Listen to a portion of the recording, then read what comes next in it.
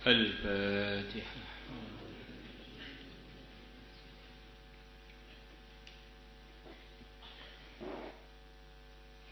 بسم الله الرحمن الرحيم. وخرج الطبراني بإسناده عن ابن عباس رضي الله عنهما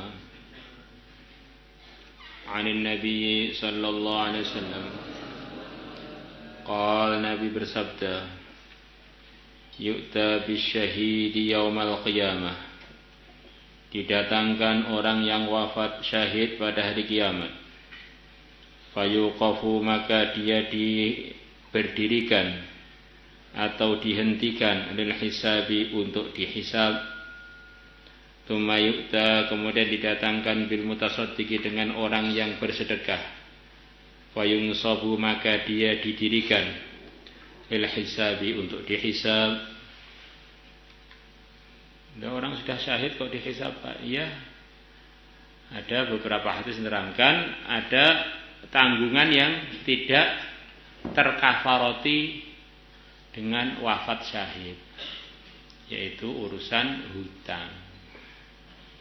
Orang sudah wafat syahid, kalau punya hutang nanti akan diurus juga pada hari kiamat. Apalagi yang enggak wafat syahid, tambah berat. Orang yang sedekah akan dihisab juga, ditanya dengan macam-macam pertanyaan. Tsumma yu'ta, kemudian didatangkan bi ahlil bala, dengan orang-orang yang banyak dapat musibah ketika di dunia. Fala yunsabu lahum mizan. Jadi kalau ahlul bala itu Masya Allah, artinya sering kena ujian.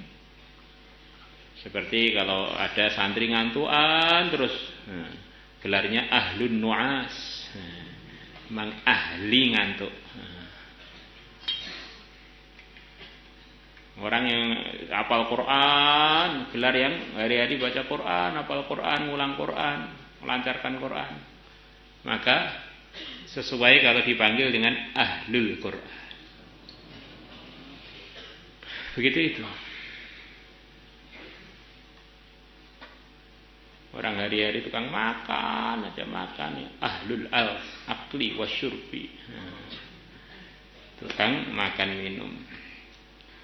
Fala yunsabu lahum mizan, maka tidak didirikan untuk beliau-beliaunya mizanun, timbangan amal. Jadi amalan-amalannya enggak ditimbang. Kenapa? Kata sebagian ulama, karena saking banyaknya timbangan enggak cukup. Wala yunsabu lahum diwan, dan tidak didirikan lahum untuk beliau-beliaunya diwanun, catatan amal, buku catatan amal.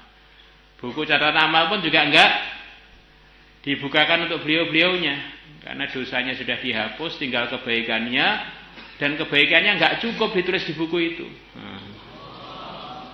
Ini diantara maksudnya fala yunsabu lahum mizan wala yunsabu lahum diwan. Terus selepas enggak cukup bagaimana? Fayusabbu alaihimul ajru sabba, maka dituangkan atas mereka pahala dengan benar-benar dituangkan. Di antara artinya sabba itu banyak pol-polan. Hatta inna ahlal afiyah, sehingga sungguh orang-orang yang ahlul afiyah, orang-orang di dunia yang selamat terus itu, ahlul afiyah, kebalikannya ahlul bala. La yatamannawna fil mauqif, sungguh mereka berandai-andai fil mauqifi, ketika di dalam mauqif, di dalam tempat perhentian, di dalam mahsyar itu.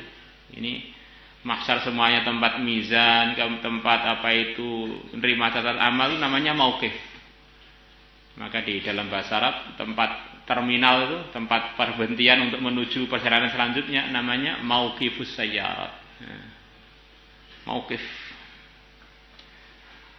Sungguh orang-orang yang ahlul afiyah, mereka sungguh berandai-andai, sungguh mereka berkeinginan fil mauqifi, di mauqif, di tempat perhentian, maksudnya di mahsyar, anna alsatahum, bahwasanya badan-badan mereka ketika di dunia quridat bil maqarid, diguntingi dengan menggunakan sekian banyak gunting.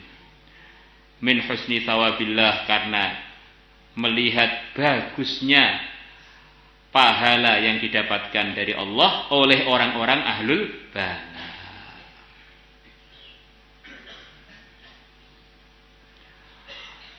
Ahlul balak yang bagaimana? Ahlul balak yang ridho. Ahlul balak yang bagaimana? Ahlul balak yang menyikapi ketika mendapatkan balak disikapi dengan sikap yang diridhai oleh Allah. Ahlul balak.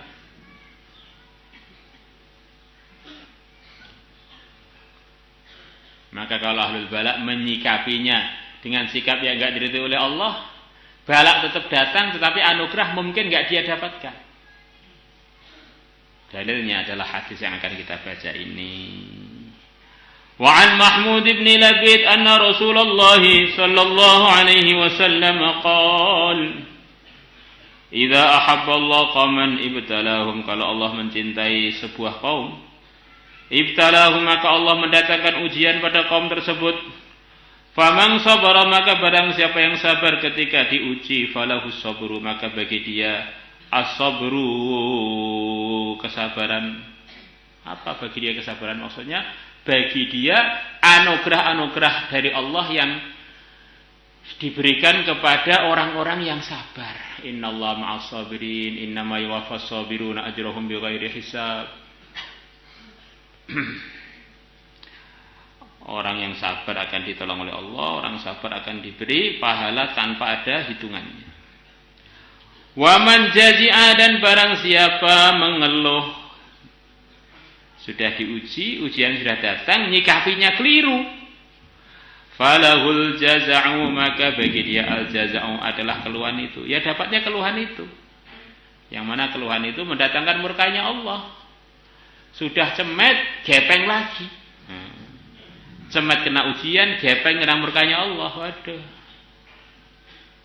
Maka Imam Nawawi rahimahullah, beliau mengingatkan bahwa semua janji-janji anugerah di Quran maupun hadis itu maksudnya untuk orang-orang yang melakukannya dengan takwa.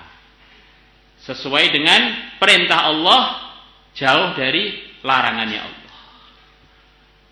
Thalabul ilm dapat fadilah ini, fadilah itu. Itu kalau thalabul ilminya sesuai dengan perintah Allah, jauh dari larangan Allah. Dakwah dapat anugerah begini, anugerah begini yang luar biasa. Itu kalau melakukan dakwah dengan sesuai perintah Allah, jauh dari larangan Allah. Kalau enggak, tidak dapat janji-janji tersebut. Maka kita ini setiap buat amal, lihat ini sudah sesuai prosedur atau belum. Makanya kita ini masuk di lembaga namanya Al-Fatah. Ngaji, tapi ngajinya selepas kelas selesai. Selepas jam 9:30 masuk kelas. Itu namanya bukan pengen dapat nilai dari pondok, pengen dapat hukuman dari pondok. Karena ngajinya tidak sesuai prosedur. Tidur bagian dari program pondok, tidur. Tapi tidurnya ketika di kelas. Akhirnya tidurnya nggak sesuai prosedur, akhirnya tidurnya bukan dapat pujian dari pihak pondok, malah dapat teguran. Nah kita ini masuk dalam lembaga namanya hamba Allah.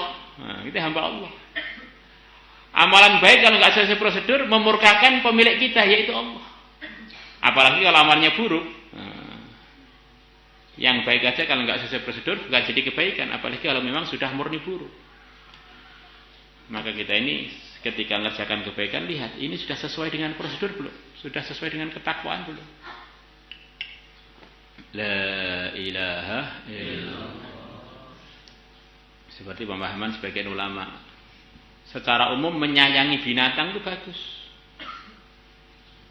Menyayangi binatang itu adalah bagian dari perintah agama. Tetapi ada binatang-binatang yang nggak boleh disayangi. Di antaranya adalah ular. Ular itu ternyata kita ikram, begitu keluar tabiat aslinya tetap digigit kita ini. Ini contohnya begitu itu. Ini bukan untuk disayangi, tapi untuk dijauhi ular. Bukan untuk dirawat itu, untuk dijauhi. Di antaranya tikus. Nah, itu juga kita kalau lihat tikus kan kasihan, kadang-kadang ini kasihan. Tapi ini tikus ini membawa virus yang sangat-sangat bahaya kalau kena manusia, kena makanannya manusia, kena minumannya, bisa manusia ini kena penyakit yang nggak bisa disembuhkan. Nah, jadi sayang pun kita letakkan di tempat yang sesuai dengan prosedur. Jadi ingatnya aturan agama itu semuanya adalah keberuntungan untuk kita.